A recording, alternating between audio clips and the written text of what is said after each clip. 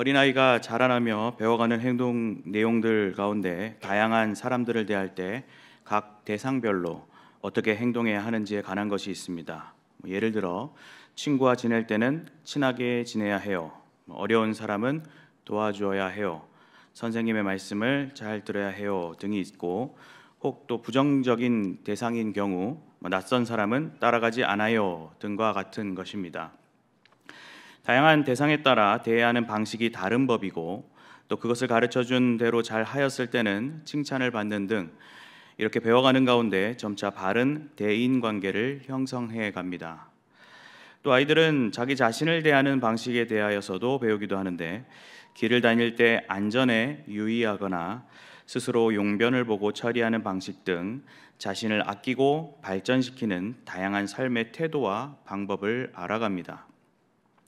우리 기독 신자들도 신앙의 여정 가운데 안팎으로 다양한 관계를 형성하며 살아가는데, 그러한 관계에 대한 방식을 바르게 설정해 가야 할 필요가 있습니다. 성경은 우리에게 그러한 권면을 하고 있는데, 크게 분류하면 대신관계, 대인관계, 또 대물관계 등으로 정리되어 교훈하곤 합니다. 특별히 오늘 본문인 유다서에서는 예수님과 또 야고보의 형제이자 초대교회의 훌륭한 복음 전도자인 유다가 영적으로 혼탁한 당대 성도들을 향하여 강한 권면을 하고 있는데, 신자가 가져야 할 바람직한 관계의 지향점이 제시되고 있습니다. 영적으로 매우 혼탁한 지금의 이 시대를 살아가는 저와 여러분에게 이러한 권면은 바람직한 신앙생활에 있어 유익한 지침이 된다고 할 수 있습니다. 이 시간에는 주어진 본문을 통하여 기독 신자가 맺게 되는 관계 가운데 마땅히 가져야 할 태도가 무엇인지 함께 상고해 보고자 합니다. 첫째로, 신자는 악인을 분별하고 경계할 줄 알아야 합니다. 다 함께 본문 17절에서 19절을 읽어보겠습니다. 사랑하는 자들아, 너희는 우리 주 예수 그리스도의 사도들이 미리 한 말을 기억하라. 그들이 너희에게 말하기를 마지막 때에 자기의 경건하지 않은 정욕대로 행하며 조롱하는 자들이 있으리라 하였나니, 이 사람들은 분열을 일으키는 자며 육에 속한 자며 성령이 없는 자니라. 아멘. 앞선 5절에서 16절에 이르기까지 유다는 거짓 교사들에 대한 경고의 말을 전합니다. 9절에 주께서 너를 꾸짖으시기를 원하노라, 또 11절에 화 있을진저 이 사람들이여 등의 표현에서 강한 어조가 느껴지며, 또 그만큼 유다가 현 상황에 대하여 크게 격앙되어 있음을 엿볼 수 있는 부분입니다. 그런 고발과 심판적 경고의 선언 이후 유다는 17절부터 성도들을 향한 권면의 말을 시작합니다. 특히 17절에 사랑하는 자들아의 앞에는 그러나의 의미를 지닌 헬라어 대가 있는데, 지금 이 글의 수신자들이 앞서 언급된 거짓 교사들과는 전혀 다른 부류의 사람들임을 느끼게 합니다. 이어서 유다는 우리 주 예수 그리스도의 사도들이 미리 한 말을 기억하라고 합니다. 이 부분은 베드로후서 3장 2절과도 병행이 되는 내용인데, 베드로후서에는 없는 특징으로 우리 주 예수 그리스도로 표현하는 점이 있습니다. 우리 경양 공동체도 우리의 주님 대신 예수 그리스도를, 또 그 한 분만을 함께 바라보며 따르는 영적 공감대를 형성하는 중요한 힌트가 됩니다. 아무튼 유다는 이 예수 그리스도의 사도들이 미리 한 말을 기억하라고 하였는데, 사도들이 미리 한 말이란 거짓 교사들에 대한 경고를 의미합니다. 몇몇 구절들이 있는데, 대표적으로 사도행전 20장 30절에 제자들을 끌어 자기를 따르게 하려고 어그러진 말을 하는 사람들이 일어날 줄을 내가 아노라고 했던 바울의 말과 같은 경우입니다. 본문의 기억하라는 표현은 단순히 의식적인 간직을 의미하는 정도가 아니라 의지적으로 생각하는 형태로 생각과 행동에 영향을 미칠 정도로 크게 마음에 두는 것을 의미합니다. 18절은 또 베드로후서 3장 3절과 병행을 이루는데, 그 경고의 내용을 구체적으로 서술합니다. 여기서 그들은 본문 앞에 열거한 거짓 교사를 가리킵니다. 이들의 경건하지 않는 태도를 정욕으로 표현하고 있는데 죄성이 일종의 그릇된 욕구와 연결됨을 볼 수 있습니다. 이들은 그렇게 불경건의 태도를 행하며 그리스도인들을 조롱하며 핍박하게 될 것인데 19절에 그런 이들의 특징을 설명합니다. 먼저 이 거짓 교사들은 분열을 일으키는 자입니다. 이는 문자적으로 둘로 서로 나뉘어 경계를 짓는 자란 의미를 지니는데 성경과 교회의 역사에는 늘 당파를 만들어 교회를 혼란스럽게 하던 자들이 있었음을 우리는 잘 알고 있습니다. 또한 유다를 비롯한 전도자들이 경계하는 영지주의자들은 교회 안에 영에 속한 자와 육에 속한 자를 구분짓게 만들었다는 점에서도 분열을 조장하였습니다. 그런 구분을 하면서도 19절 하반절대로 그들은 정작 육에 속한 자며 성령이 없는 자일 뿐이었습니다. 로마서 8장 8절에서 10절에서는 그런 자들의 실체를 잘 설명합니다. 8절 말 보더라도 육신에 있는 자들은 하나님을 기쁘시게 할 수 없느니라고 한 바 있습니다. 한편 요한일서 2장 18절에는 지금도 많은 적그리스도가 일어났으니 그러므로 우리가 마지막 때인 줄 아노라고 한 것처럼 악인은 소수가 아니며 마지막 때의 징조로서 반드시 나타날 무리임을 알려주고 있습니다. 악한 영은 늘 질서를 파괴하는 방식으로 신자들의 삶을 무너뜨리려 하는 것을 보게 됩니다. 에덴 동산에서부터 성경의 여러 역사 속에서 사탄은 하나님께서 조성하신 질서를 망가뜨리며 세상을 혼란스럽게 하려 합니다. 교묘하고 이빨린 말들로 성도와 교회를 미혹하고 흔들어버리는 이단과 배교자들이 교회의 역사 가운데 끊임없이 있어 왔습니다. 우리는 이런 무리들을 잘 분별하는 분별력을 지녀야 하며 동시에 흔들리지 않는 모습으로 대응해 가야 합니다. 잘못된 소리, 악에 섞인 소문 등을 만들어내거나 또 전하는 자가 되어서는 결코 안 되며 그것을 듣고 아무 거리낌 없이 수용하고 반응하며 휩쓸려가는 자들이 되어서도 안 됩니다. 늘 공동체를 다스리시는 하나님께만 모든 것을 맡기고 주 예수 그리스도의 몸된 교회를 사수해내야만 하는 것입니다.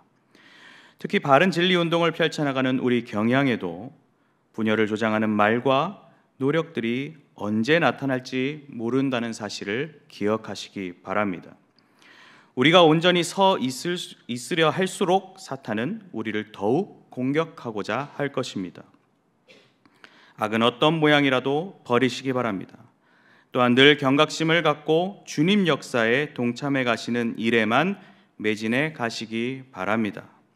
혼탁한 이 시대에 악인을 분별하고 경계함으로 더 이상의 분란을 막아내며 선한 일에 동참해 가는 여러분들이 되시기를 바랍니다.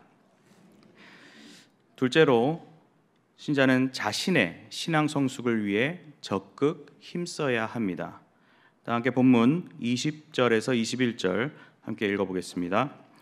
사랑하는 자들아, 너희는 너희의 지극히 거룩한 믿음 위에 자신을 세우며 성령으로 기도하며 하나님의 사랑 안에서 자신을 지키며 영생에 이르도록 우리 주 예수 그리스도의 긍휼을 기다리라. 아멘. 유다는 악일들을 분별하고 경계할 것을 권면한 후 이후 신자가 자신을 위해 힘쓸 것을 권하고 있습니다. 먼저 믿음 위에 자신을 세우라고 하였습니다. 그 믿음은 그냥 믿음이 아니며 거룩한 믿음, 그것도 지극히 거룩한 믿음으로 말하고 있습니다. 그 믿음은 3절에서 언급한 단번에 주신 믿음의 도와 관련하여 생각해 볼 때 지극히 거룩하신 하나님에게서 비롯되었기에 믿음의 성격을 그렇게 규정할 수 있습니다. 그런데 이러한 믿음 위에 자신을 세우라고 합니다. 여기서 세우다는 표현은 건축하다, 쌓아 올리다는 의미가 있는데 무슨 넘어진 물건을 세워놓는 정도가 아니라 건물을 세워 올리듯 견고하게 모양을 만들어가는 성숙의 모습을 그려볼 수 있습니다. 신자의 믿음을 건축의 개념으로 비유하는 관점은 고린도전서 3장 10절이나 에베소서 2장 20절 같은 구절들에서도 발견됩니다. 또한 신자의 존재 자체가 성령의 전이라는 관점으로 볼 때 그러한 표현들은 자연스럽게 이해가 됩니다. 이제 본문은 자신을 세운 신자에게 성령으로 기도할 것을 당부합니다. 이는 이 서신을 받는 신자들이 앞선 구절에 육에 속한 자며 성령이 없는 자니라고 비판하였던 그릇된 자들과 확실히 구별된 존재임을 드러냅니다. 에베소 6장 18절에 모든 기도와 간구를 하되 항상 성령 안에서 기도하고 이를 위하여 깨어 구하기를 항상 힘쓰며 라고 한 것과 같이 유다는 신자들의 기도가 성령과 깊게 관계된 기도가 될 것을 권면합니다. 이는 기도의 바람직한 형태를 깨닫게도 해주지만 또 동시에 기도가 그 자체가 신자의 마땅하고도 우선적인 신앙 요소가 되어야 함을 우리에게 시사합니다. 이어서 21절에서는 하나님의 사랑 안에서 자신을 지키라고 합니다. 지키는 것은 보존하다, 보호하다, 유지하다의 개념을 담고 있는데 그저 우두커니 옆에 서 있는 것이 아니라 적극적으로 사수하려는 모습을 그려볼 수 있습니다. 하나님의 사랑 안에 자신이 계속 거하도록 힘써야 하고 이는 곧 하나님과의 사랑의 관계가 계속 유지된다는 점에서 하나님과의 친밀하고 또 지속적인 교제로 정리해 볼 수 있습니다. 자신을 지키는 신자는 특별히 소망해야 할 것이 있는데 바로 예수 그리스도의 긍휼을 기다리는 것입니다. 여기서도 우리 주라는 공동체적 표현이 사용되고 있으며 이 교회 공동체는 함께 다시 오실 예수님을 대망하는 무리가 되어야 함을 가리킵니다. 이것을 통해 얻는 유익은 영생에 이르도록이라는 표현에서 발견할 수 있습니다. 즉 신자는 이 혼탁한 세상에 소망을 두는 것이 아니라 영원한 생명의 삶에 참 소망을 두는 자들입니다. 이 21절에서 발견되는 흥미로운 점이 있습니다. 그것은 3요소로 구성된 기독교 신앙의 핵심적인 주제가 두 가지 담겨 있다는 것입니다. 먼저 20절에 성령이 그리고 또 21절에 하나님과 예수 그리스도가 나타납니다. 즉 삼위일체 하나님이 표현되고 있습니다. 또한 20절에 믿음이 또 21절에 사랑과 소망이 나타나는데 이 고린도전서와 데살로니가전서에서 제시되는 믿음, 소망, 사랑의 개념입니다. 우리의 신앙을 성숙함에 있어 핵심이 되는 주체는 오직 삼위 하나님께 있으며 그 앞에 선 신자는 믿음, 소망, 사랑의 자세로 나아가야 한다는 사실을 다시금 정리하게 됩니다. 누군가를 상대할 때 나 자신에 대한 것이 준비되어 있지 않으면 그 관계는 진행되기가 어렵기 마련입니다. 군대의 수송부대에는 닦고 조이고 기름치자는 슬로건을 써놓곤 합니다. 당장 전쟁이 난 것도 아니고 또 운용하지 않는다 하여도 각종 차량이나 탱크 등의 부품 등을 정비하고 또 준비해 놓아야 한다는 표현입니다. 또 당장 총을 쏘지 않아도 총기를 청소하고 또 검사하는 것도 비슷한 맥락입니다. 우리가 악인을 대하든 성도들을 대하든 또는 전도 대상자를 대하든지 나 자신이 영적으로 준비된 사람이 되어 있어야지 다른 무리에 대해서만 관심을 갖고 준비한다면 정작 그들의 관계에 있어 균형을 잃기 쉽고 또 심지어 바람직하지 못한 일에 휩쓸려 갈 공산이 큽니다. 말씀을 보고 예배를 드리는 것도 또 전도를 하는 것도 헌금 생활을 하는 것도 봉사와 교제를 해나가는 것도 그 누구를 위해서도 아닌 교회 공동체의 일원이요 또 내 신앙생활의 주체인 나 자신을 위한 노력으로 우선되어야 합니다. 세상의 사람들을 설명할 때 자기중심적으로 살아간다고들 표현합니다. 사실 어떤 면에서는 기독교인이야말로 자기 자신을 지독히 사랑하는 사람들입니다. 자기 자신을 위한 최고의 삶의 방식이 바로 하나님을 위하여 살아가는 경건한 모습에 있음을 깨달은 것이기 때문입니다. 우리는 자기 신앙을 늘 점검하고 또 연습하는 가운데 스스로 겸비된 주님의 사람들이 되어야 합니다. 삼위 하나님의 섭리와 도우심 아래 믿음, 소망, 사랑의 자세를 앞세워 성숙된 그리스도인들이 되시기 바랍니다. 혼탁한 이 시대 속 자신의 신앙 성숙을 위해 적극 힘써 나가는 가운데 언제 어디서나 영적으로 승리하며 그 복된 소식을 전해가는 준비된 여러분들이 되시기를 바랍니다. 셋째로, 신자는 타인의 영혼 구원을 위해 마음을 다해야 합니다. 다 함께 본문 22절에서 23절 함께 읽어보겠습니다. 어떤 의심하는 자들을 긍휼히 여기라. 또 어떤 자를 불에서 끌어내어 구원하라. 또 어떤 자를 그 육체로 더럽힌 옷까지도 미워하되 두려움으로 긍휼히 여기라. 아멘. 악인을 경계하고 또 자기의 신앙을 성숙하길 권면한 유다는 이제 독자들의 시선을 주변으로 돌립니다. 세 부류의 무리를 언급하고 있는데 먼저 22절에 어떤 의심하는 자입니다. 이들이 가진 의심이란 거짓 교사들의 그릇된 교훈을 접한 그런 가운데 내적 갈등을 지니고 있는 어떠한 상태를 가리킵니다. 마음의 혼란이 있을 이들은 사실 영원한 인생의 기로에 서 있는 위기의 상황입니다. 신자는 그들에 대한 긍휼의 마음을 지녀야 한다는 사실을 인지시키고 있습니다. 긍휼히 여기는 감정 속 나타낸 관심과 권면이 그들의 의심을 걷어낼 수 있으며 이는 걷잡을 수 없는 상황에 이르기 전 적절한 조기 예방이 됩니다. 다음으로 유다는 다른 어떤 자들을 언급하면서 그들을 불에서 끌어내라고 권면하고 있습니다. 이들은 현재 불 속에 있는 자들로 묘사되는데 이 불은 성경의 많은 표현에서 나타나듯 지옥으로 이해할 수 있고 또 더 정확하게는 지옥의 운명을 앞둔 이의 상태를 의미할 수도 있습니다. 또 어떤 학자들은 거짓 교훈에 깊이 심취하여 불같은 열정으로 참여하고 있는 상태로 보기도 합니다. 아무튼 이들은 비참하면서도 매우 시급한 상황에 처해 있다고 볼 수 있습니다.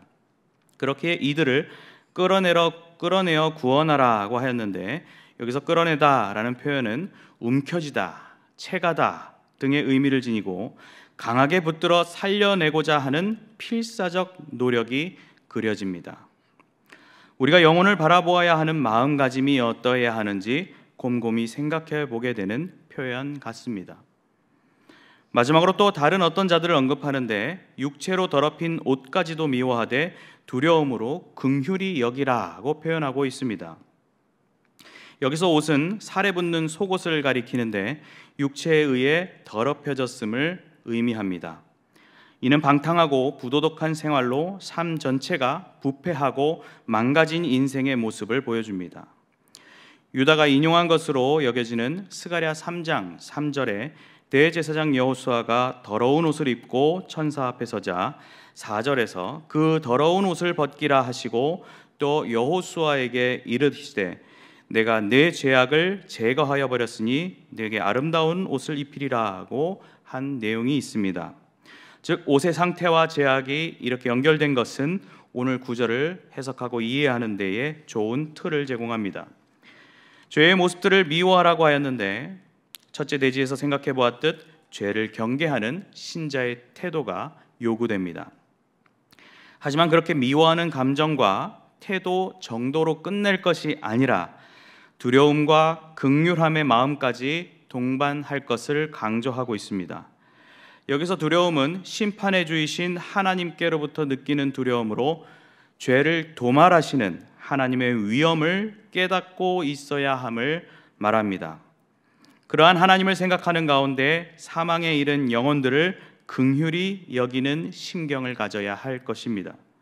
특별히 긍휼히 여긴다는 이 표현은 형태상으로 현재 능동태 명령법으로 사용되는데 그 대상이 되는 자들을 계속적으로 불쌍히 여기라는 지시가 담긴 권고로 볼 수 있습니다. 우리는 이러한 긍휼의 마음을 선택이나 무슨 허용의 태도로 가질 것이 아니라 필수적인 과정으로 여기는 자세가 필요합니다. 며칠 전 접한 두 개의 기사가 기억납니다.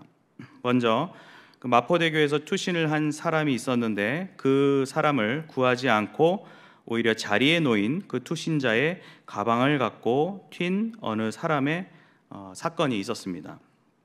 자전거를 타고 있었는데 경찰차의 추격에 필사적인 도망을 하다가 오토바이를 몰던 어느 시민의 도움으로 검거했다는 소식이었습니다.